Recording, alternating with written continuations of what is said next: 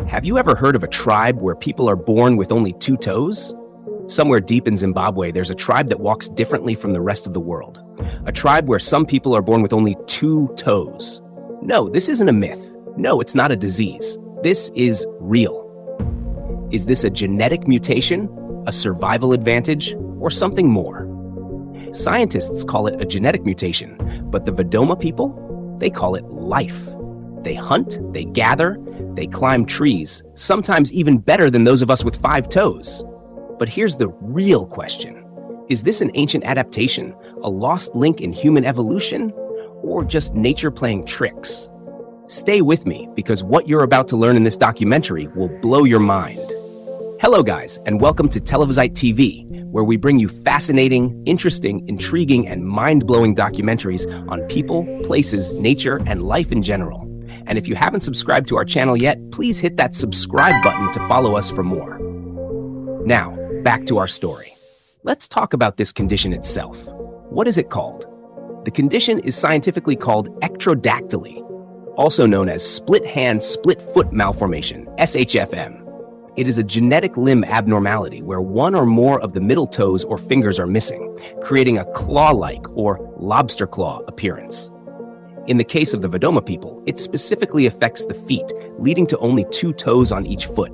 It is caused by a mutation in certain genes, such as TP63, tumor protein 63, or DLX5, distal less homeobox 5, DLX6, distal less homeobox 6, that control limb development in the womb.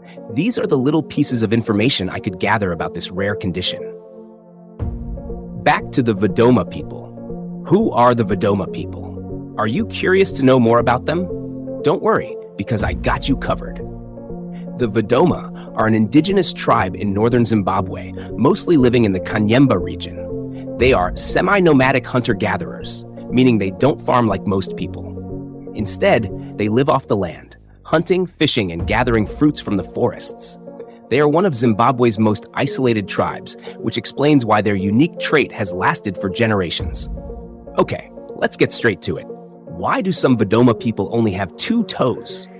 Sounds scary, right? But nature is sometimes even scarier.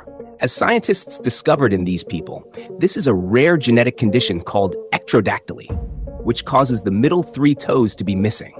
How is that even possible? Well, they say it's an inherited trait, meaning if parents have it, there's a high chance their kids will too. That explains it a little better, I guess. According to research, some Vadoma elders say they are descendants of bird-like spirits who once walked the earth.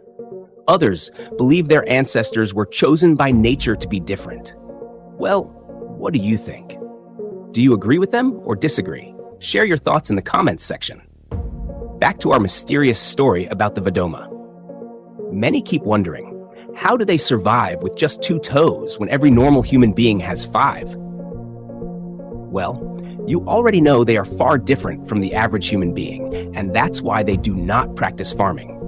Instead, they hunt small animals and fish from the Zambezi River, forage for fruits, roots, and honey from the forests, trade with nearby communities for tools and other goods.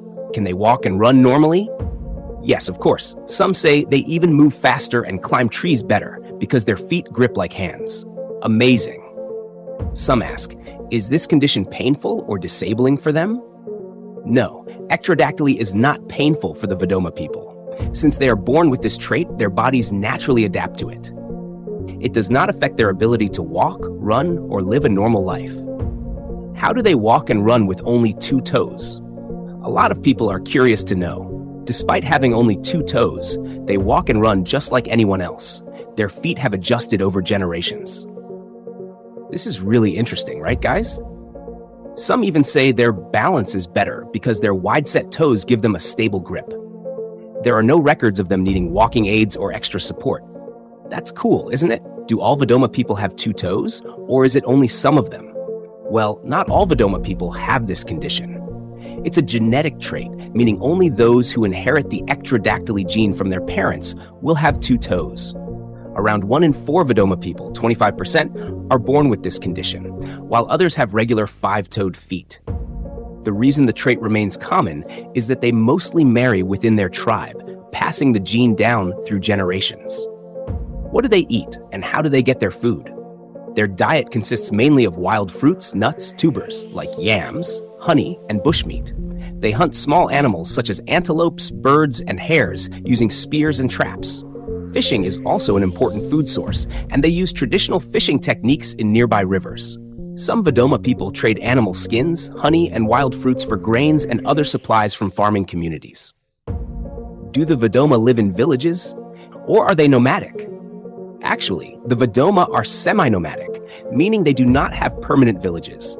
They move from place to place depending on the availability of food and water. However, some groups have settled in more permanent camps near the Zambezi River and interact with nearby communities. What kind of houses do they live in? They live in simple, temporary huts made from natural materials like wood, grass, and mud. These huts are easy to build and move, allowing them to relocate when needed. In some areas, Vadoma people who have settled permanently build slightly stronger mud houses with thatched roofs. Do they use modern technology, or do they stick to traditional ways of living? The Vadoma mostly stick to traditional ways and do not use much modern technology. They do not use electricity or modern farming tools, and most do not have mobile phones or vehicles. However, younger Vadoma people who move to towns sometimes adopt modern lifestyles, including wearing Western clothes and using mobile phones. How do they view their unique feet? Do they see it as a blessing or a challenge? Among the Vadoma, their two-toed feet are not seen as a disability, but simply as part of who they are. While outsiders might see it as unusual, the Vadoma do not view it as a problem. It's just part of their identity. Do Vadoma people marry outsiders, or do they only marry within their tribe? Traditionally, the Vadoma only marry within their tribe, which is why the two-toe trait has remained common. Due to strict customs, outsiders rarely marry into the Vadoma tribe. However, younger generations who move to towns are starting to mix with other groups, which could eventually reduce the prevalence of the trait. How do other Zimbabwean tribes view the Vadoma people? Other Zimbabwean tribes see the Vadoma as unique, but sometimes consider them outsiders because of their isolated lifestyle. Some people believe myths about their two-toed feet, thinking it has supernatural origins. In modern Zimbabwean society, there is a mix of curiosity, respect, and sometimes discrimination toward the Vadoma. However, the Vadoma themselves see their condition as natural and have fully accepted who they are. Will this two-toe trait disappear over time as the Vadoma mix with other groups? If the Vadoma continue to marry outsiders, the genetic trait will become less common over generations. However, as long as they marry within their own group, the trait will persist in their bloodline. Whether it disappears or not depends on how much they integrate with other communities in the future. That makes sense. I initially thought this condition couldn't change, but now I see that marrying outside their tribe, especially with someone carrying the same genetic diagnosis, could reduce its occurrence. How are Vadoma people treated when they are sick? Do they use modern medicine or traditional methods? The Vadoma rely on traditional healers, also called Nangas, who use herbal medicine, spiritual rituals, and ancestral guidance for healing. They treat illnesses using plants, tree bark, and roots with medicinal properties. Some also practice divination, where they use bones or shells to communicate with spirits for guidance.